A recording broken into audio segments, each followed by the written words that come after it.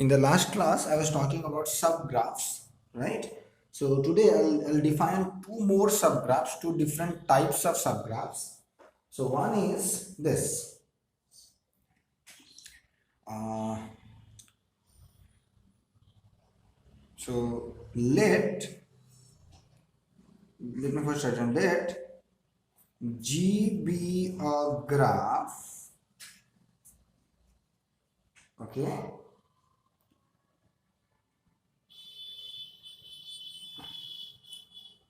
with the vertex set. So what is the vertex set of G? Suppose that is V. And let V belongs to V. So what I am doing, I am taking any graph whose vertex set is capital V. I am taking a vertex. I am taking the vertex of that graph. Okay. Now we define like this. Then G minus V. We write like this. This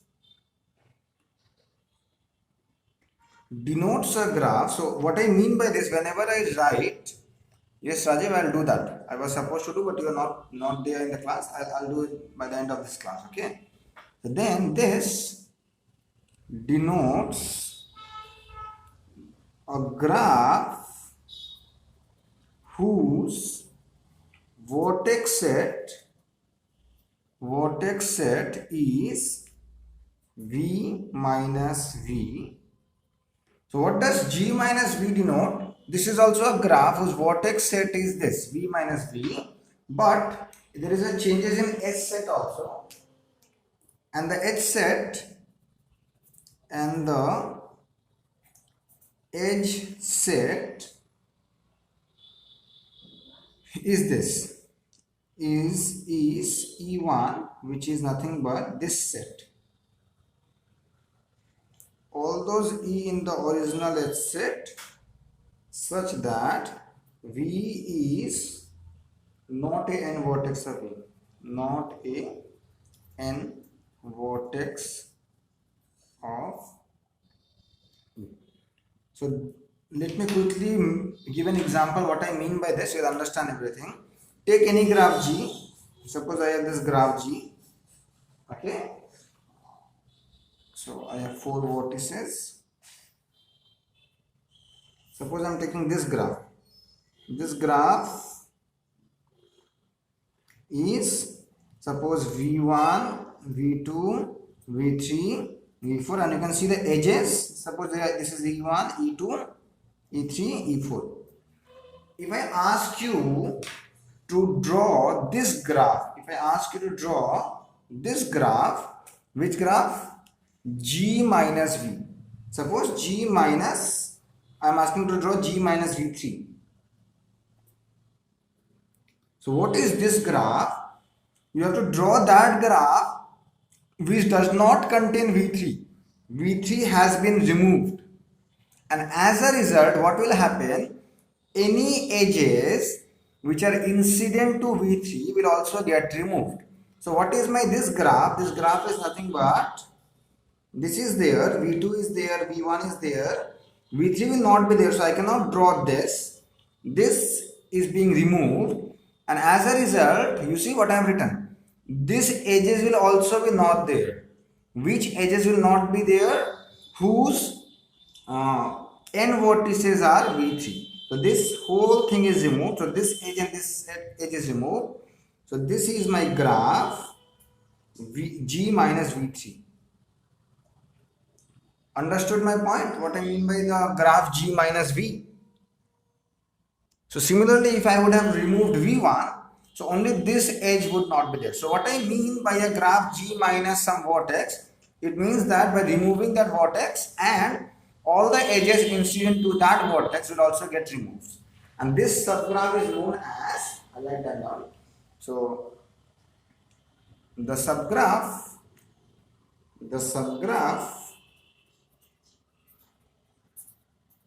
G minus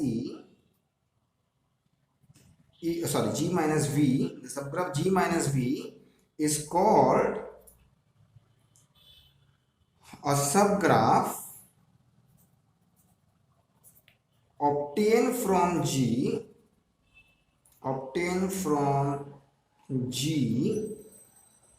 by deleting the vertex V. By deleting the vertex V. So whenever I am writing somewhere G minus V, you please understand what I mean by this. I mean that I am removing that vertex V, and along with that I am removing all those edges. I am removing all those edges whose one of the endpoints is V. So that I mean by the graph G minus V. We will require this definition at the later part. Okay, this will be required. So that time you should understand what I am talking about. Okay, similarly, let me define something called as subgraph obtained from G by deleting an edge. So again, the same thing will start with the same manner. Let G equals to GVE, and I'm not writing that function. There is definitely some hidden function there which maps edge set to two vertices. Anyway, so this is a graph whose vertex is V and edge is E, edge set is E, and let E be an edge. Let E be an edge. Okay. Then G minus E denotes a graph whose edge set is this and vertex set is V itself. That means G minus E represents a graph which does not contains the edge E, but there is no changes in the vertex. The vertex set will remain same, and this subgraph is known as the subgraph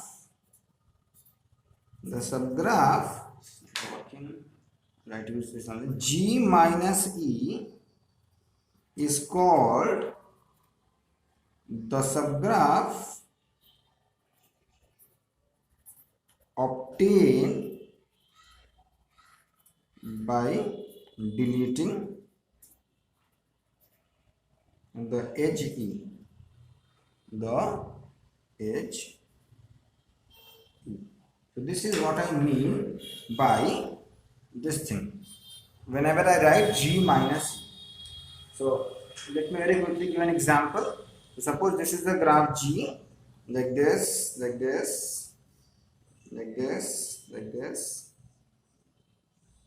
and suppose I am taking this also. So this is my edge E1, E2, E3, E4, and these are my vertices V1, V2, V3 and V4. So when I ask you to draw this subgraph G minus E4, so this means there is no changes in the vertex set. The vertices will remain as it is, only the edge will not be there. So this vertex will be there. V4 is there, V3 is also there, V2 is also here, V1 is also here, and this is the only change. Only this edge I have to remove. So remember, there is a slight difference between the subgraph obtained by deleting the vertex V and subgraph obtained by deleting the edge E. When I am deleting a vertex, I have to remove all the edges which are incident to V, and when I am removing an edge, I have to just remove that edge. There will be no changes in the vertex set. So understood? Any confusion? Okay, now see here, suppose this I am drawing 1, 2, 3, 4. Suppose this is vertex V1, vertex V2, vertex V3, vertex V4. Suppose this is the graph, this is an edge here, there is an edge here, there is an edge here.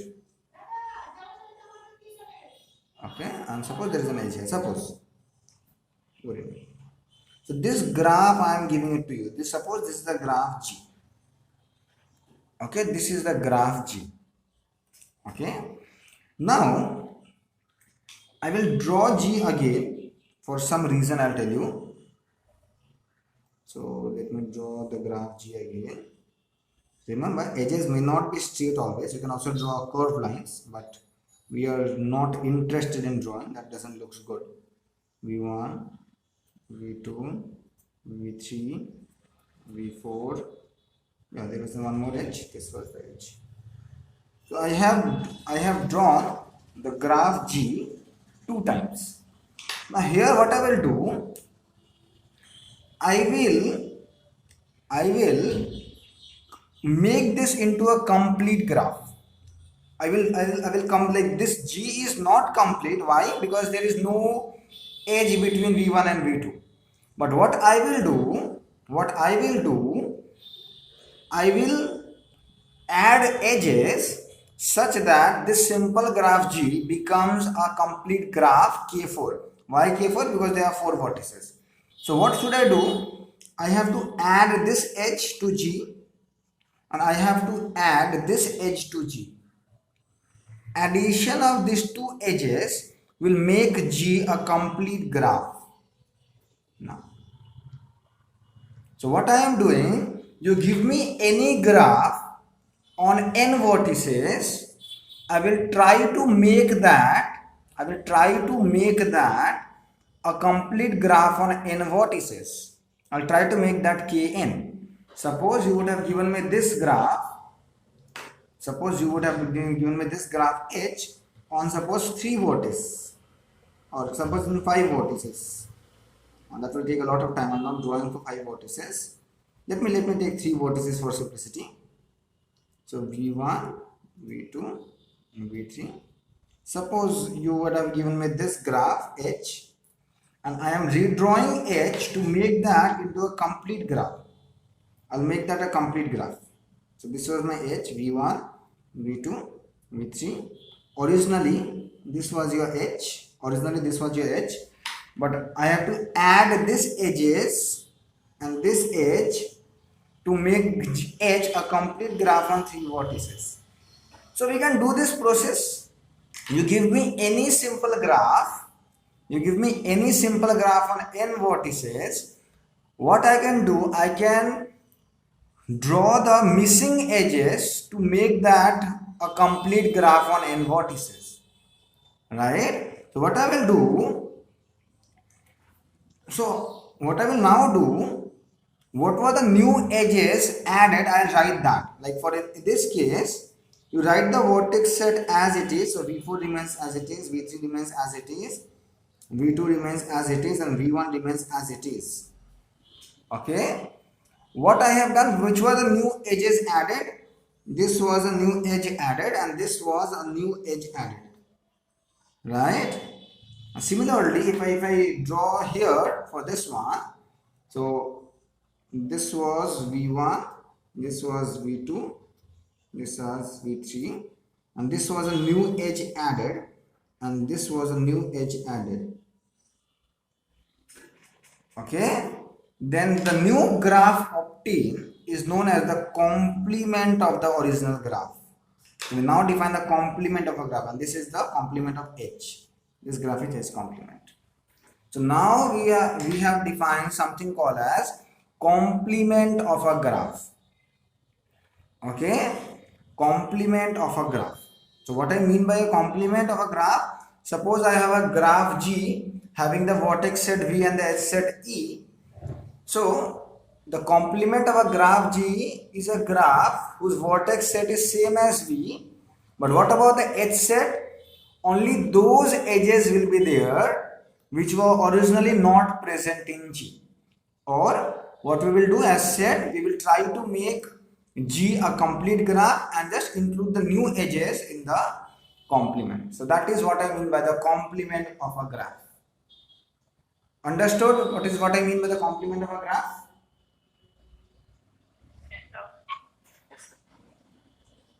So what I can say that this we represent like this. If G is any graph and G complement is some another is its complement, then their union is actually Kn. What I mean by union in graph theory is simply uniting their edge set and uniting their vertex set. So their union is actually the complete graph on Kn. So I am not giving you a definition for complement of a graph. Okay, I'll send you the definition later on, because I don't want to waste time more on much definitions. So I hope you understood what I mean by complement of a graph. Leave some space, leave maybe half a page. I'll give you a proper definition. You can just copy that down. Once you have understood this, you will understand the definition. Is something called as directed graphs. Directed graphs.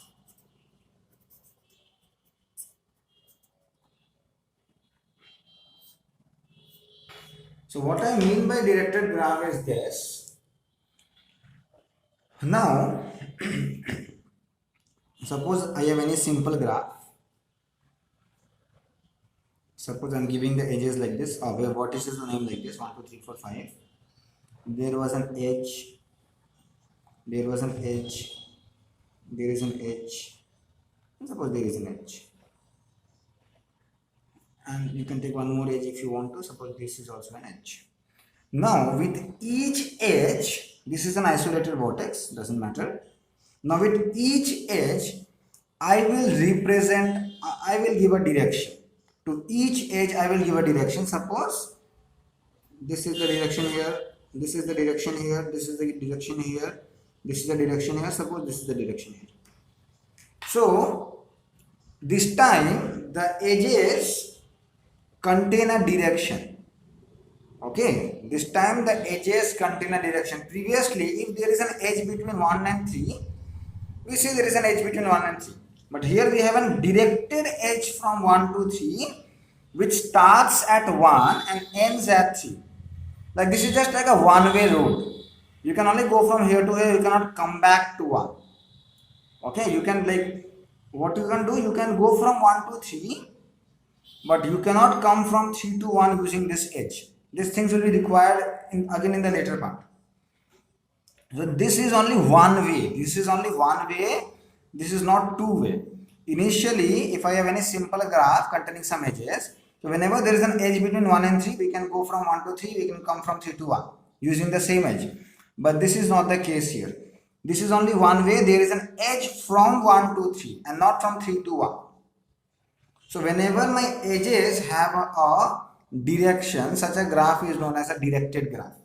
And by the way, how do we define this mathematically? Everything remains same, but there we were giving edge a name like this. Suppose this was an edge. That means what is the meaning of this? There is an edge between 1 and 3. So this was not an ordered pair. This is just a set. But this time we will give E an ordered pair.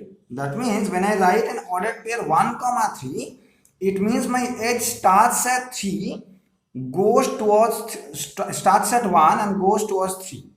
This is what I mean by edges here. So here I will represent the edge by ordered pairs, not by like this, not by sets. Understood what I mean by directed graphs? So let me give you the definition of directed graph. Okay, again keep a space. I will not waste time because I have to complete the syllabus also. So keep some space. Keep some space. I'll give you the definition of a directed graph. You please copy it down. I hope you have understood the definition. What I mean by directed graphs. It simply means that everything remains same. Only I will now mark my edges in ordered pairs, by ordered pairs, not as sets. So whenever I write 1, 3 in ordered pair, that means my edge starts at 1 and ends at 3. How will I represent this edge? How will I represent this edge? My edge starts with 4 and ends with 3. So this is the edge, ordered pair 4, 3. Do you have any doubt or no?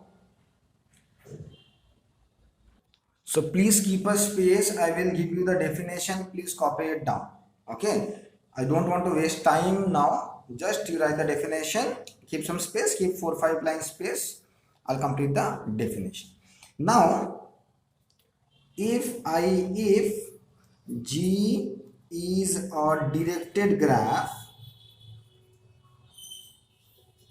and E belongs to the edge set of G such that this is the function. You remember this function actually maps G to some ordered pair this time. So suppose G of this edge is ordered pair A comma B.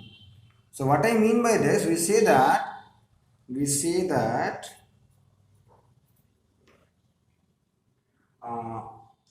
A is the starting vortex of E and B is the terminal vortex of E. So this also you must be clear with. So this, what I mean by, like, what do we do in vectors? So this edges can be thought as a vector. So this is a vector whose starting point is 4 and ending point is 3. This is what I have written here and nothing else.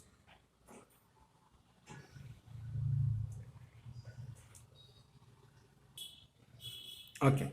Now here the edges are actually called as directed edges, just to emphasize on the fact that we are talking about directed graphs.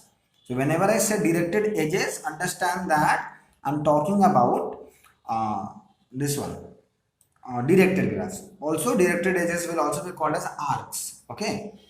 So anyways, now you see, we know the degree of any vortex, right? The degree of this vortex is 3, the degree of this vortex is 3, the degree of this vortex is 2, the degree of this vortex is 2, degree of this vortex is 0. So you have the concept of degree. Now we define something called as in degree and out degree. And this is only valid for directed graphs. Okay, so as the name suggests, in degree. So while counting the in degree, you have to consider only those edges whose terminal vortex is 3. Like, what if I ask you what is the degree of 3? The degree of 3 is 3. Why? Because there are 3 edges either entering to 3 or exiting from 3. But if I ask you what is the in degree, of the vortex 3? So what is the answer? How many edges are going to 3? Only 2. Okay, because this will not count. And what is the out degree of 3? Out degree of 3, it is the number of edges which are coming out from 3, whose initial vortex or starting vortex is 3. So what is that? Only 1. So similarly, can you tell me what is the in degree and out degree of the vortex 5? In degree and the out degree of vortex 5? 1, 1. Very good. And what about of the vortex 1? In degree and out degree of the vortex 1? 1,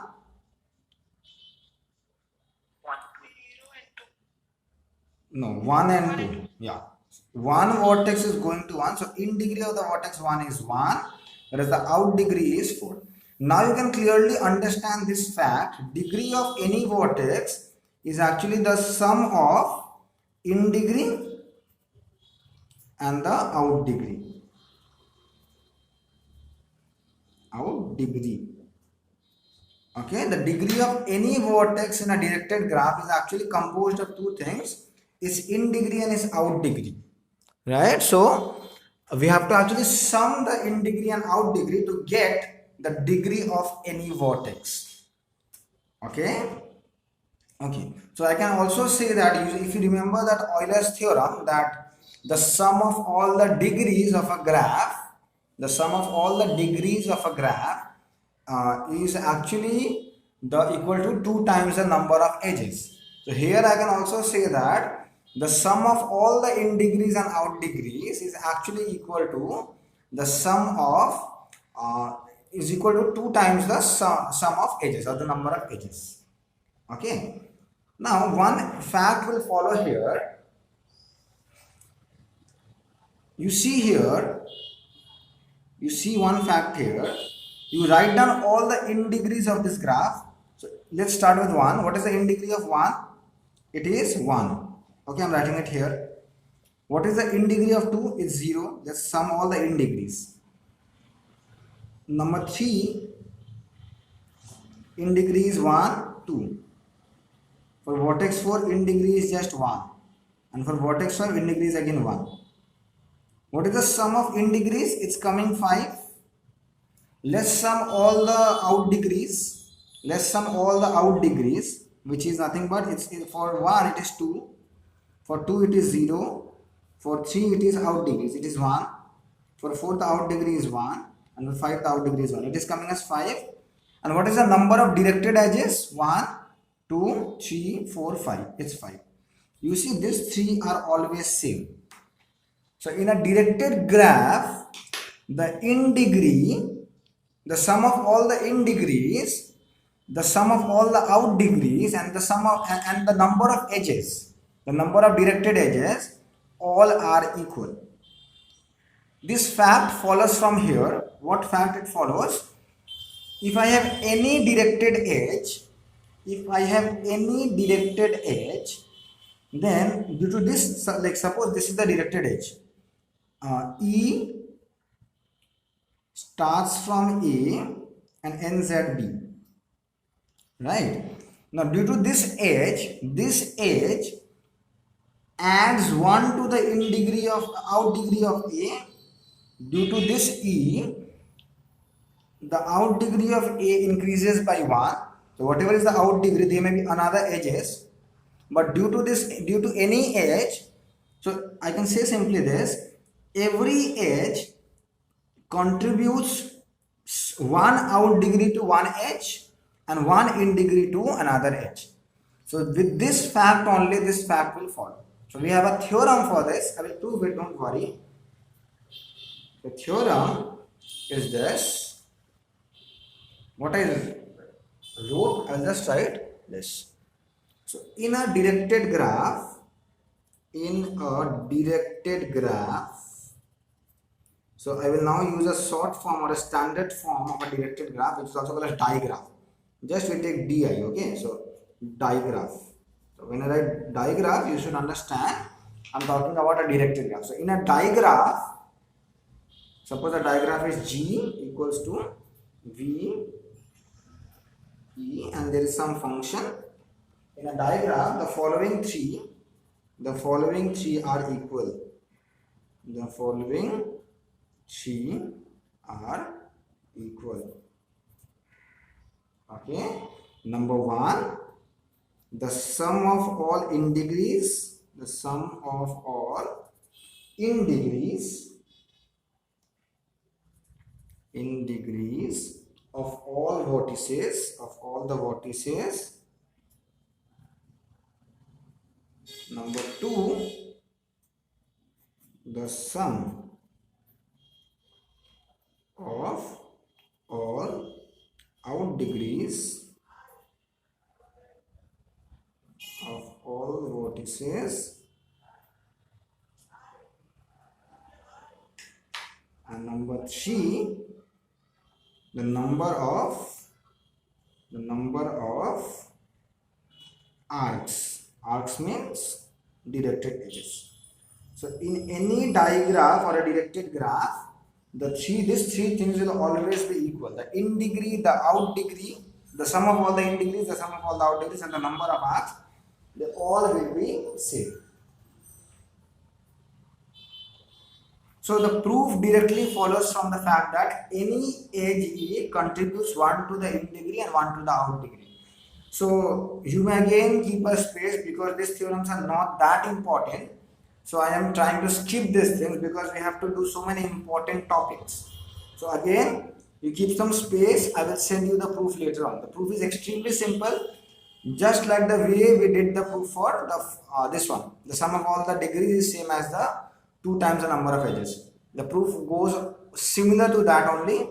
I will do it. Don't worry. Just keep some space.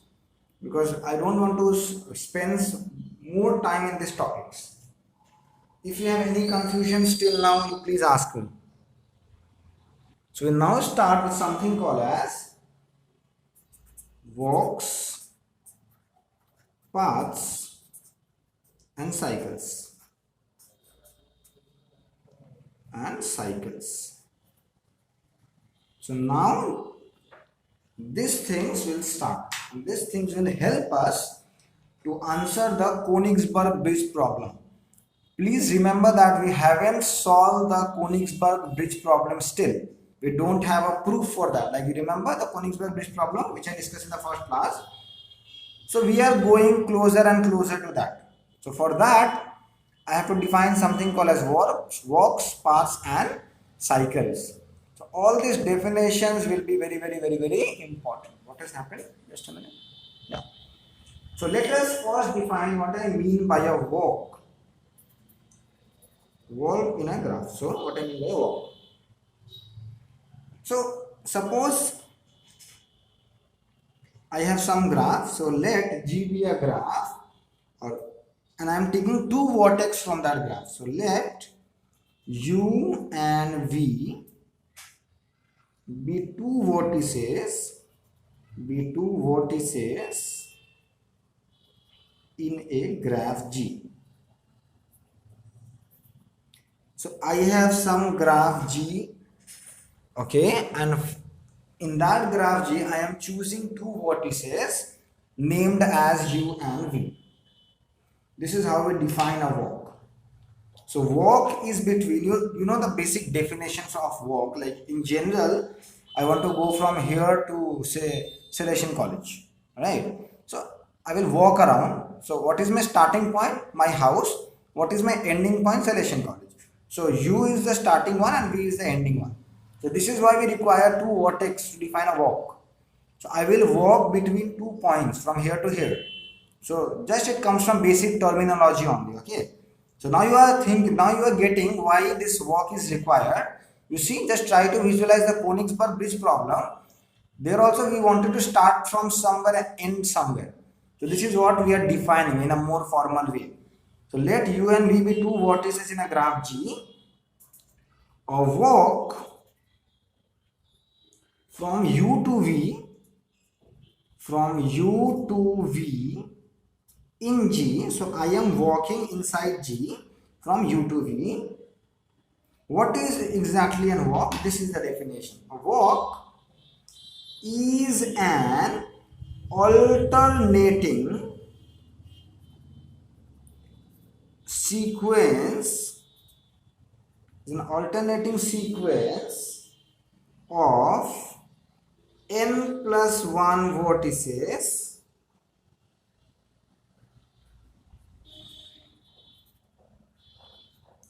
and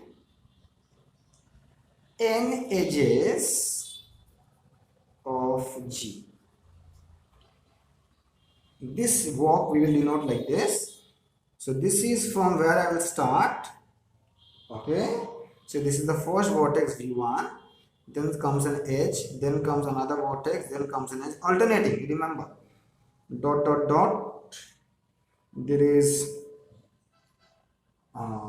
some n minus 1 vertex and then n minus 1th edge, then nth vertex, nth edge, and then n plus 1th vertex, which is nothing but V.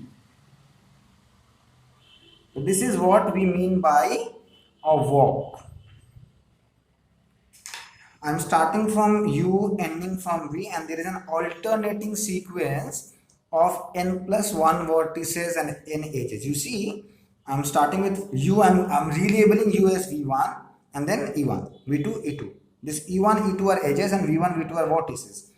N minus 1th, nth edge, n minus 1th vertex, nth edge, nth vertex, nth edge, and then n plus 1th vertex, which is nothing but the last vertex, which is V basically. Okay. So this is what I mean by a walk. Don't worry, you will understand what I mean by this. I'll give you an example. And we call this a walk from U to V is an alternating sequence of n plus 1 vertices and n edges of G. This starting at the vertex V, the vertex U, and ending at at the vertex V. So this is what we mean by a walk. Okay, and this U is called the initial vertex of the walk. Initial vertex of the walk, and V is called the terminal vertex. V is called the terminal vertex of the walk. Okay, so from where I am starting, that is known as the initial vertex of the walk, and the point at which I am stopping, that is known as the terminal vertex of the walk. And the edge EG is adjacent to the vertices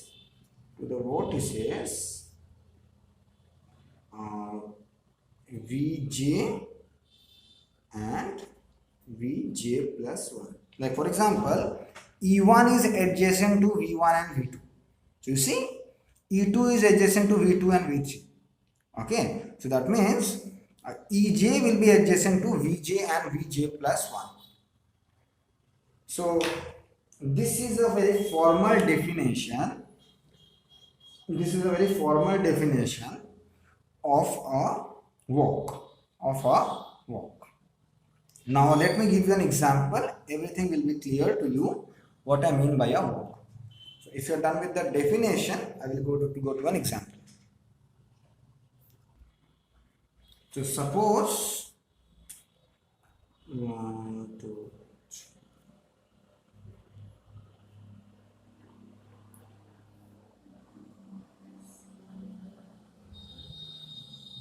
This one my vertices, okay? V1, V2, V3, V4, V5, V6. There is an edge like this. There is an edge like this. There is an edge like this. There is an edge like this. Okay. So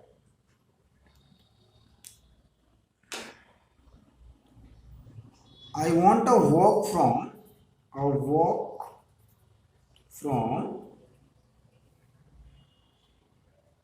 V1 to V4. Suppose I need a walk from V1 to V4. I will start at V1. I'll go to, so I have to start from here. I have to end here. So there are many possible walks. So first of all, suppose I am taking this one. I am choosing this path.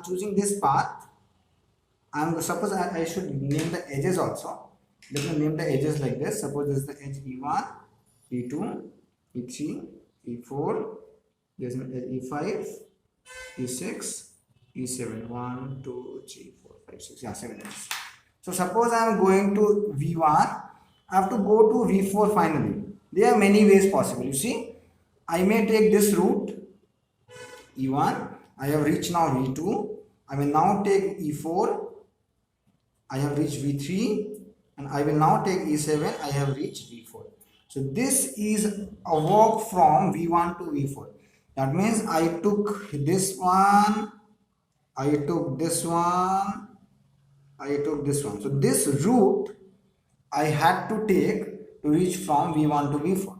Now some of you may argue, sir, there was another walk also possible. Yes, this is the reason I wrote a walk. There are many ways from my house to reach Salesian College. One via the main road, one via this side, one via another side. So this is the reason I wrote a walk. So I will write another walk from V1 to V4 can be like this. So this time I will go, suppose V1 to V5. So V1 to V5 via the vertex E2. V1 to V5 via the vertex E2. I have now reached V5. Now from V5 I will go, suppose V3 via E5. So I am going E5 to V3. Right? and then I am going to again V4 via E7. So this is another walk. This is another walk. Let me show you one more walk from. So a walk from V1 to V4. Another walk from V1 to V4 could also be like this. You see, I go from here to here, here to here, here to here, here to here, here to here, here to again. The repetition is allowed. Like for example, what I mean by this, you see, I'm drawing like this. I'm going from here. I am coming here. So let me write that down then. So what I am taking V1 to V5, V1 to V5 via E2, and V5 to V3 via E5. So I have reached here. Now I don't want to go E4 directly. Now let me roam around. I want to have some pizza. So I will go here. So V3 to V2 via E4. Let me take E4 now to reach V2. And let me come back like this again. So V2 to V6. V2 to V6 via E3. I have now reached V6. Now I want to go to V3 back. So V6 to E6, V3, and then V3 to V4 via E7.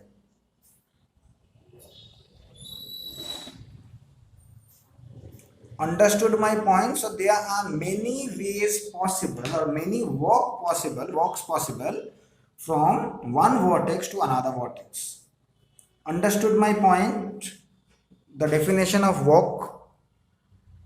Yeah, so there can be many walks possible from one vortex to another vortex. They may not be of same, like this is, you can just, this takes less time, like I should not talk about time basically, just this is smaller as compared to this. Again, I haven't defined what I mean by smaller. I will define very soon which walk is shorter than another walk. And by your sense, you may understand the one containing less number of edges will be called a smaller walk or a shorter walk. I will define them. Don't worry about that. That is also I'll define formally. So there are many possible walks from one vortex to another vortex. So you can also find many walks from V1 to V3. So you can take this, you can take this, you can take like this, you can go around, there is no other possibility. So here, or you can go like this, right? You can go like this and so on. So for walk, I should be giving you the initial vortex and the terminal vortex. And between those two vortices, you have to find a walk. Okay? So I hope you have no confusion regarding the concept of walk. Now, in a walk, there is no restriction. You see, the edges and vortices may be repeated. For example, I am repeating the third vortex. You must also repeat the edges. That means you can also repeat. Suppose I am going from V1 to, I want to go from V1 to V2. Suppose I want to go from V1 to V2. You can go directly using E1. Or what can I do? What I will do, I will go from V1 to V5 using the edge E2. I will again come back from V5 to V1 using the edge, and then I will go to V2. This can also be done. So there is no restriction in the repetition of edges and vortices. So a walk from V1 to V5 can also be written, V1 to V2 can also be written like this, V1 to V5 via E2. But suppose no, I want to go to V1 again. So E2 to V1 again, and then I will go to V2 now. That via E1. That is also allowed. The repetition of edges and the repetition of vortices is also allowed in a walk. The repetition of edges and vortices is also allowed in a walk. Okay. So similarly, yes. So what I mean by directed works. So before giving you the definition, or maybe I will give you the definition later on, I'll just give you an example, you will understand. So here, my graph is a digraph, directed graph. Keep that in mind, okay? So let me just give an example very quickly. So suppose, I'll give you just 4 vertices only. V1, V2, V3, V4. So there is like this, a direction like this, a direction like this, a direction like this. You can take actually multi-graphs also, you can take 2 paths also. We can define for multi-graphs also, but we will not be that much interested in case of multi-graphs now. Okay, suppose I ask you to find a walk from V1 to V3. Now keep that in mind, direction will matter here. Direction will matter here. Keep that in mind. You see, I cannot take this route to reach V3 because when I go from V1 to V4, I have no way of going to V3 because this is just a one way that will bring me to V4 only. So here, this will not be called a walk because from here I cannot go to V3. So this will not be called a walk from V1 to V3. So this path I cannot take. So one path I can take. So let me give the edges a name. So one path which I can take is, one route which I can take is this. I'll start with V1. I'll take this edge E3 and I'll go to V3 directly. This is a walk. Alright, this is a walk. And another one, I can also take this path. So another walk from V1 to V3 is this. So I may go to V2. So V1 to V2 via the vertex E4 and V2 to V3 via the vertex via the edge E5. Right? But I cannot take this path. I cannot take this route because here the direction is opposing me. So I cannot go from V4 to V3. This is just a one-way road. I can only come from V2 to V3 to V4 and I cannot go from V4 to V3.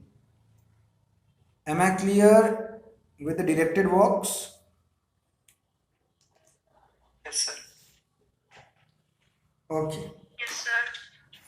I will do this much for today. If you have any confusion, you may ask. Thank you.